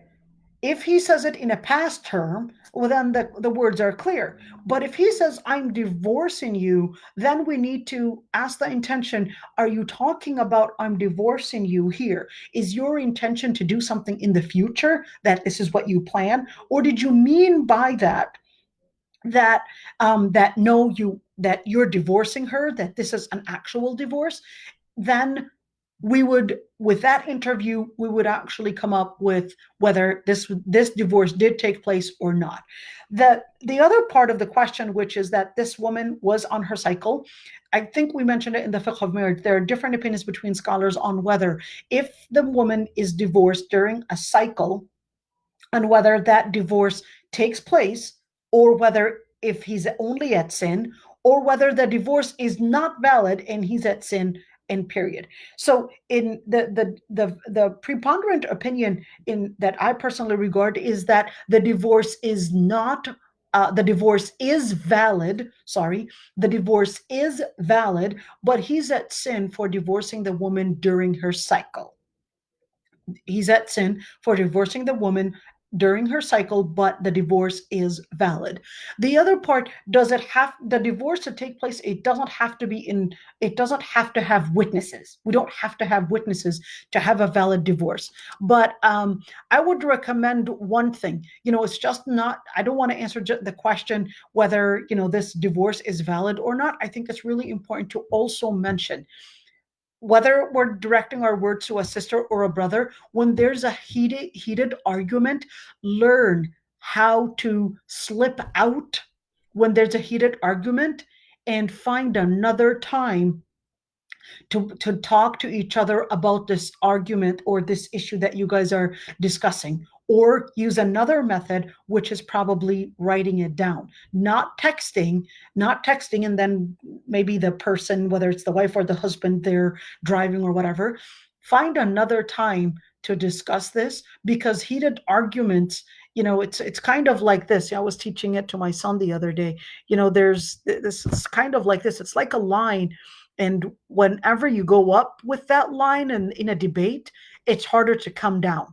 So learn how to find those times when this person is going heated. You could find different ways to slip out. Maybe, okay, I'm not ready to talk right now. Maybe go out, leave that conversation, maybe leave the room, maybe say, okay, for the sake of argument, okay, I guess I'll think about it. For the sake of argument, probably saying, okay, I guess you're right. For the sake of argument, just for now, even if you don't, that's just because you don't want it to get escalated. So learn how to use those methods of, just as we learn the methods of debate, but there's also the method, and let me say the skill, let's call it the skill of winning the heart over winning the argument. You can get into a heated argument, but guess what? If he's angry, and if you're angry, your guys are not listening to each other anymore, because all you're thinking of is really just the word ego. And when you're just thinking with ego, you're thinking about ego, and you're thinking from the start point of ego, then you're not, then any type of irrational or using any type of evidence, there's going to be a blockage. They're not even hearing your evidence. They're not even hearing any points that you're trying to put forward. This discussion is not a discussion anymore. It's a monologue. He or she, each one is just trying to preserve their ego, and they're just trying to make sure that they win the debate. It becomes a very egocentric issue. So, in other words, learn how to take away and slip away in order to win the heart before you actually lose everything, and especially if we're talking about a whole family involved. Another question. I know there's a hadith that says the cursed for the eyebrows. Okay, so let me use this for the eyebrow. I always get this question for the eyebrow. Okay, let me clarify this issue. On the issue of eyebrows, this is always a question that I get. Always the question, I call it. The eyebrow question, all right? When we're talking about eyebrows, there are actually different opinions between scholars on whether the actual eyebrow, meaning removing the whole eyebrow, whether you're removing the whole eyebrow, or whether you are shaping it, or whether you are, let's use the word that they use, around it, cleaning around it, or whether you are So shaping, removing the whole thing, or whether you are removing and then you are using tattooing, or whether you are using some kind of a marker. I'm not sure what they call them, right now with all these different types of makeup things. So in the end, is that different opinions between scholars on the word namasa. So the word namasa, because scholars had different opinions on the root of the word. The root of the word actually has different opinions linguistically. So why did they actually have different opinions? Well, that was because linguistically, in other words, in the Arabic language, all those opinions, whether removing any type of facial hair, or whether you're talking about removing eyebrow shaping, cleaning around it, all these different things, because scholars had different opinion. Because in Arabic there are different definitions for the word namasa. That's why they actually had differences of opinions. But here's the thing. So does that mean not removing any type of facial hair? Number one is that, like I said, even though this is actually the opinion for Tabari, um, he actually considered that opinion. But there's a hadith where Sayyidah Aisha actually said, remove the harm as much as you can. So this harm, removing facial hair, is not haram. But when we're talking about the eyebrow, removing the eyebrow totally is absolutely haram. Removing the eyebrow and putting instead of it, with the eyeliner, all that is actually as well, it's haram. Because that then, no. The other part, which is shaping and cleaning around it, differences again of opinions between scholars, simply because no, simply because um, uh, simply because they had differences of opinions on what is actually an eyebrow. Is the eyebrow necessarily this? Or is the eyebrow also including those hairs that are around it? What is really the eyebrow? Where is the limit of for that eyebrow? So in general, is that removing the things around it, which is not actually from the eyebrow, is actually part of beautification and can be removed. But I would be always recommending al-khuruj min al-khilafi awla. Whenever there are differences of opinions between scholars, stay on the safe side, especially that the Prophet ﷺ actually says, la'ana Allahu namisa wal mutanamisa, especially that Allah subhanahu wa ta'ala actually said that Allah subhanahu wa ta'ala had cursed the women that do nums, meaning the woman that's doing it for others, and the woman that's having it done for herself, or whether she's doing it for herself as well. So stay away from those differences of opinions, and it's best to at least stay safe. And but here's the issue, is that all those differences of opinions, there's one very important issue here, is that man tashabbaha biqawmin fahuwa minhum. The Prophet ﷺ says that whoever ever imitates any group, فهو منهم, then he's part of them. And a very important scholar, and he's actually a Tunisian scholar, his name is Al-Tahir bin Ashur. He actually said, the hadith that talks about that Allah subhanahu wa ta'ala had cursed the women that shape their eyebrows, or the women that what is the word, but they would sharpen their teeth, or I'm not sure, their style back then, it was to make their teeth smaller and space their teeth, etc.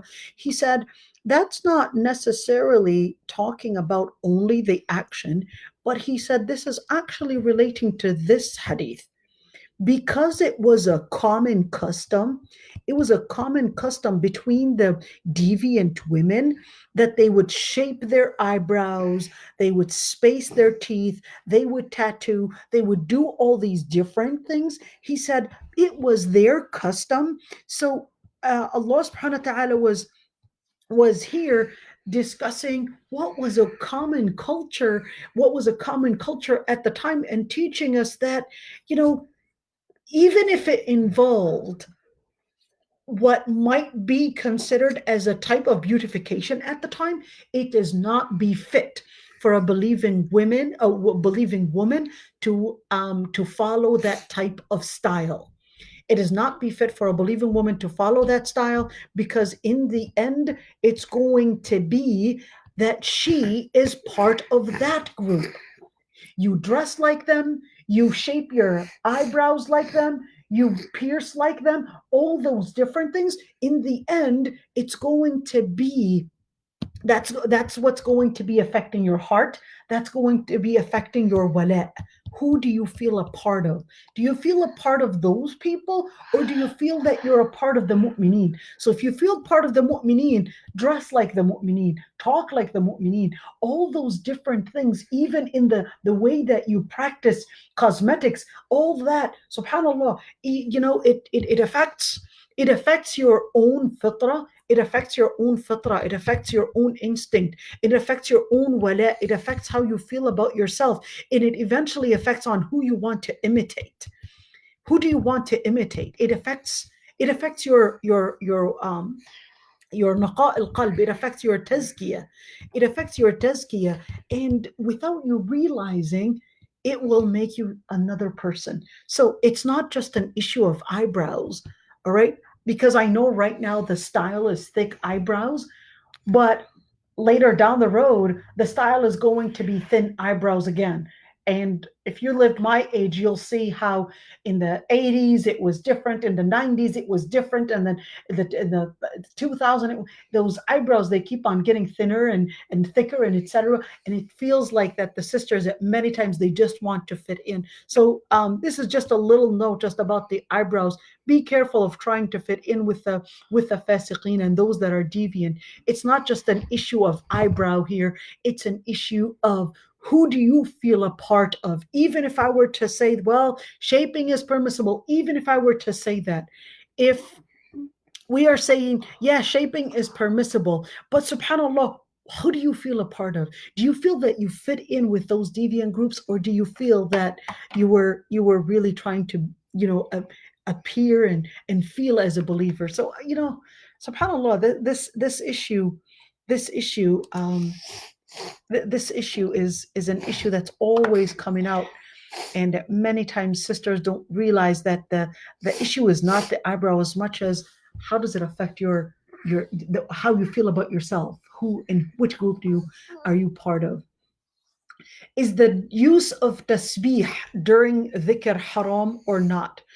There are differences of opinions between scholars. What I mean by tasbih, meaning that bead, using the bead, to make the story short, is because we're past our time. It's not a bid'ah. Using your hands that keeps you out of the khilaf, but using a tasbih, meaning the beads and something to count the tasbih with, is not haram. Let's see. How about if the husband is actually against the niqab? If the husband is against niqab, I would discuss this issue. I would discuss this issue. In other words, the wife and the husband, you guys work out together. And many times, when we talk about niqab, it involves a lot of different issues, especially where you're living and what all these, if there are Islamophobes around you, and that all those Islamophobic things are on the rise. I could sometimes see the husband's stance.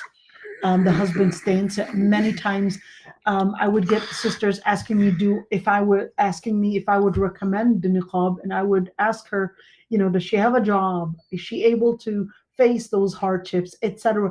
I wouldn't hurry and rush in recommending it to sisters, especially in if they're living in an environment that might not have a good understanding and might actually promote certain Islamophobic behavior and aggression against her. Although, yeah, it's a rukhsa, and it's a azima, but in the end, I wouldn't necessarily rush and tell the sisters, go for it, because it might put them in a bigger fitna than the fitna that they are already in where they might be attacked, um, they might be cornered in those different things.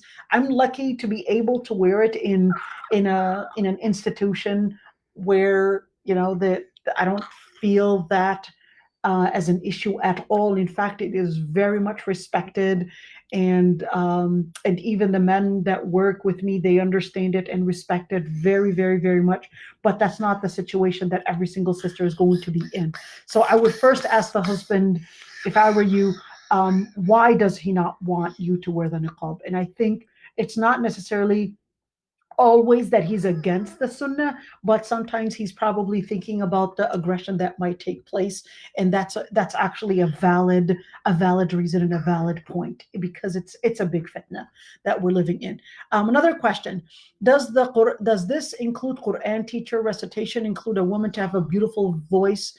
Quran teacher, yeah, it includes the Quran teacher, it includes fiqh teacher, all those different teachers. My Quran teacher was actually male as well, um, and he was the one that gave me the ijaza in tajweed. He was a male teacher in Masjid al Aqsa. Here's another question: are we submitting questions here? Follow up questions? What? Sorry about that. Is black hair dye permissible? I'm gonna, that's how many questions do we have left? Oh, whoa, mashallah. Okay, I'm gonna answer them really quick. Black hair dye permissible? Really fast. Differences of opinions between scholars on the black hair dye. To stay out of the differences of opinions, use dark brown to stay out of the differences of opinions. I have to leave now. Okay. What kind of hair extension? Oh no, I forgot that sister's question.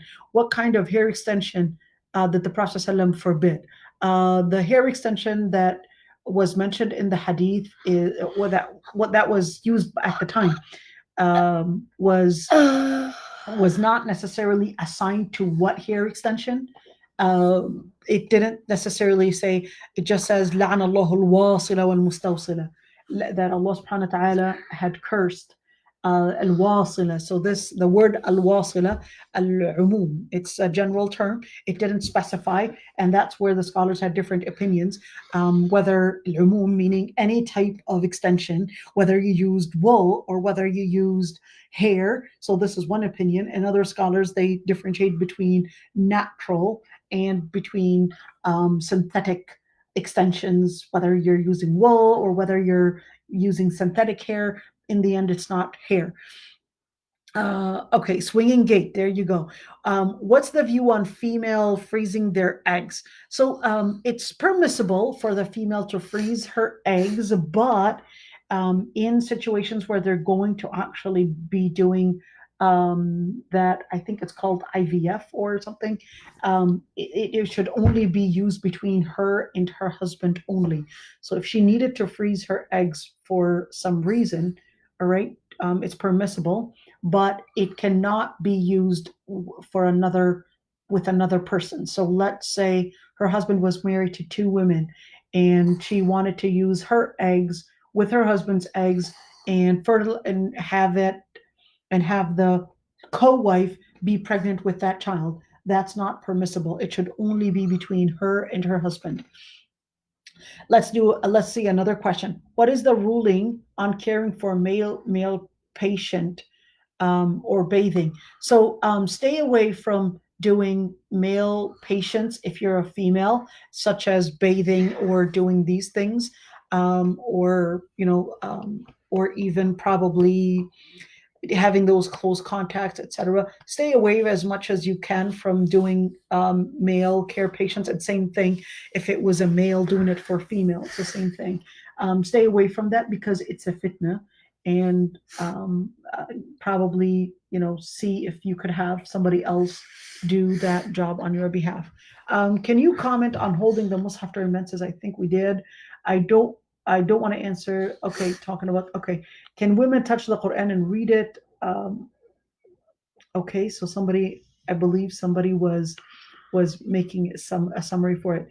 Okay, follow up question: what if this is in a hospital setting, PCA or a nurse?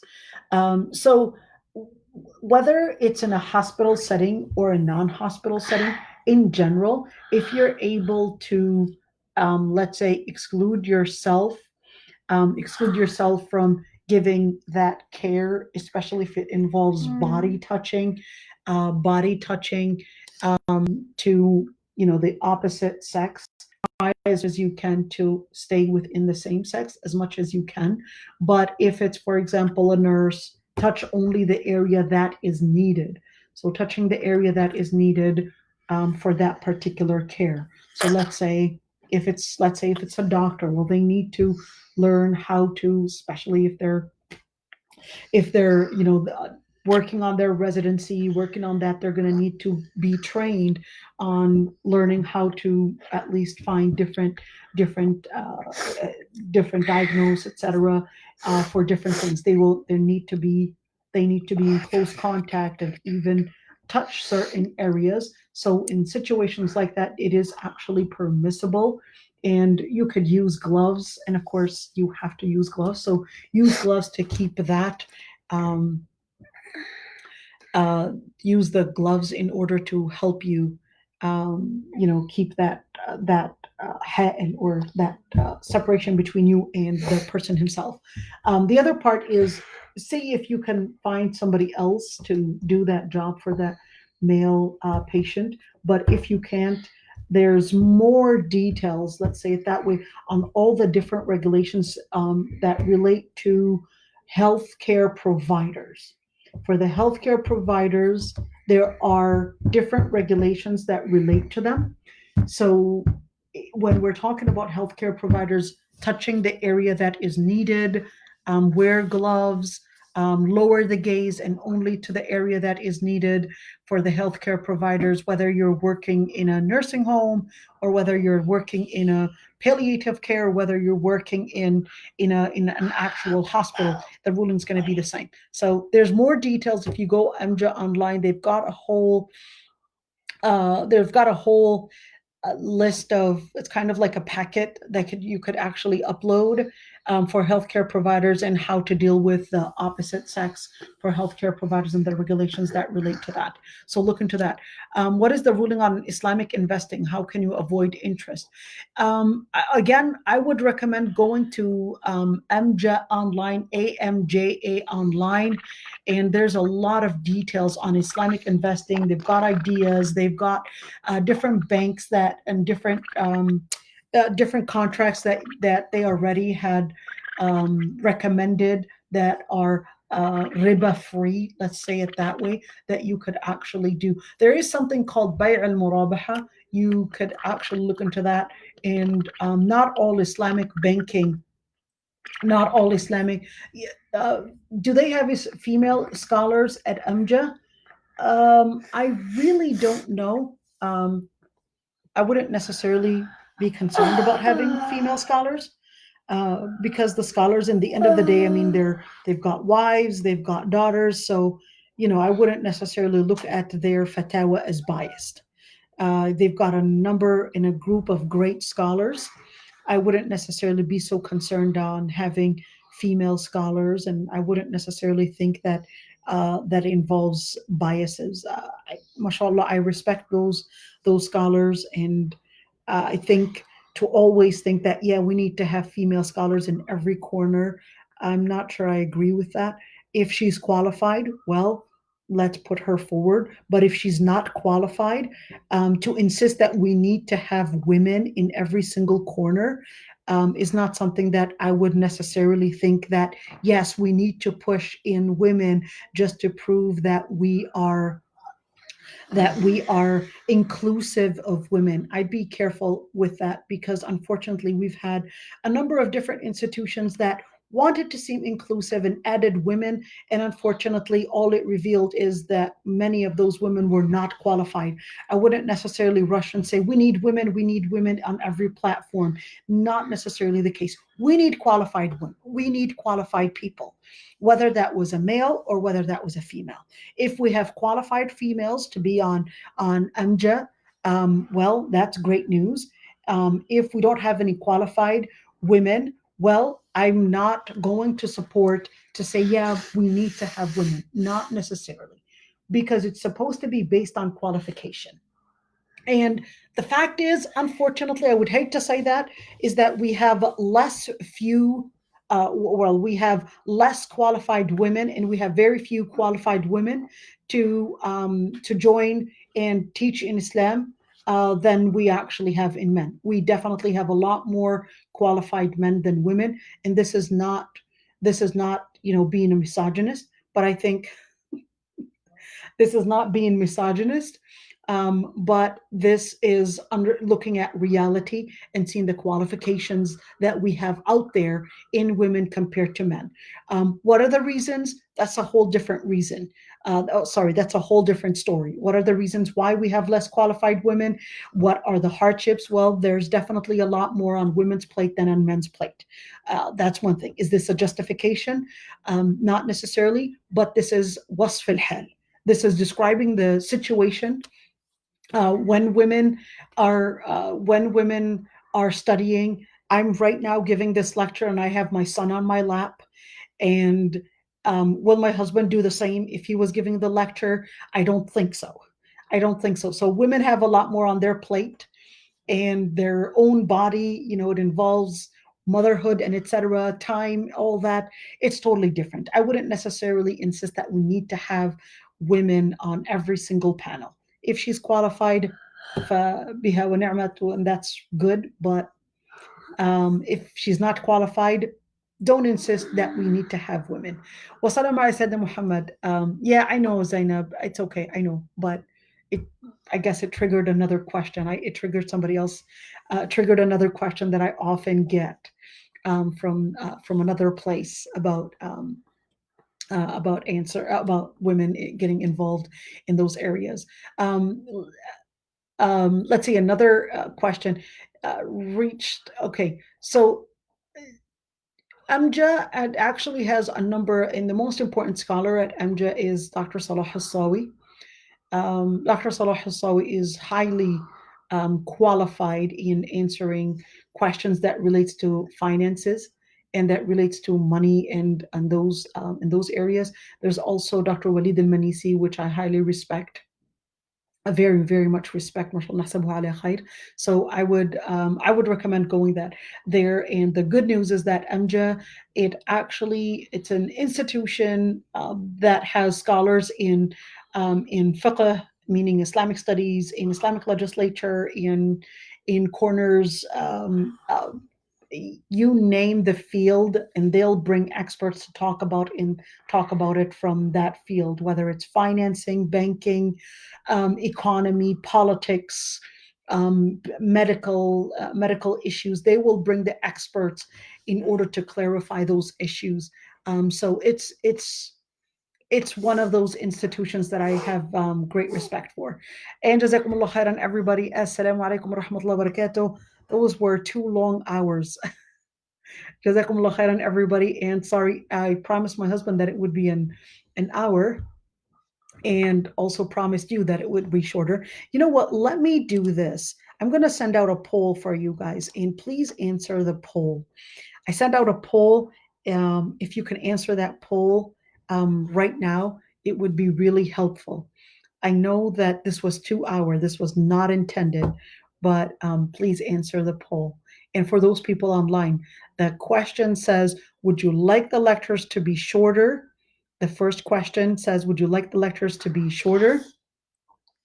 And the second question is, was the class answering your questions, or was it too technical? My son got up to look at the polls, to look at the results. Okay. He's excited to hear. While everybody's answering the questions, the ruling with birth control, what was the ruling on birth control pills? In general, to make the story short, is that it is permissible to use, but follow up with your OB to make sure that it's safe for you to use depending on your situation. Allah yarda annik ya Rabbi. Did I answer the hair dye? Yeah, I did. And I said that differences of opinions between scholars, but to stay away from the black. the black dye, use dark brown. But if the dark brown, because of longer period, happens to turn black, it's you didn't intend to do so. Inshallah, you're not at sin. But um, I love the details because it gives you clarity. Allah yarda annak ya Rabbi. Any Islamic ruling using birth controls? I think I answered that one. And Allah yarda annak ya Rabbi. All right. So here we see 9 people out of 22. We need more people to answer the questions. Okay, was the class answering questions? Okay, yes. Would would you like the lecture to be shorter? 4 said okay, 5 said no. 4 said depend on the class, and 1 said yes. All right. أنا مع أقصر. والله أخت صفاء, I really wanted to do less and shorter time, but the questions kept on getting more and more, and I couldn't leave those questions unanswered. And I felt that it was going to be, unfair for the sisters that, where's the poll? Sisters, where do you see the poll? I don't know. Somebody answered. I'm not sure as viewers where you see the poll on the top. So yeah, on the top, click on poll. This is my son drawing in the back. Oh, you could draw. He's drawing in the back, just having his little art.